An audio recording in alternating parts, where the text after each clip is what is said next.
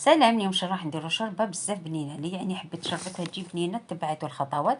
واش نسحقوا في شوربه فريك؟ انا عندي اللحم ولا تستعملي تحبي يعني الدجاج. عندي بصل، عندي حميصه انا تاعي مفوره، عندي فريك وتشبقت وحطيته بجي، عندي زر ديال قرعه وطوماطيش. عندي بوكي فيه نعناع كرفس وحشيش مقطفة. التوابل: عود قرفة، البنات فلفل أسود، عكري، ملح، راس الحانوت، ومعجون فلفل أحمر أنا نطيب به دايما، السمن وطوماطيش تاع الباطا. نحط هذاك اللحم تاعي يتقلى مع كامل التوابل كما كنت تشوفوا الخطوات والخضر تاعي. ومن بعد زيد نرمي الفريك هذاك اللي كنت شمخته يتقلى مليح حوالي 3 دقائق. نمرق بالماء دافي. وكي طيب اللحم مع الفريك نحي هذيك الخضره نعاود نميكسيها نعاود نرجعها للقدر. مع هذيك حبيبه حار اللي نحطها مع الاخر. ونزينوها بشويه نعناع تجي بزاف بنينه. النعناع هذاك اليابس يعطيها الذوق هايل. وبصحه ولهنا ومرحبا بكم في قناتي فافي كيتشن.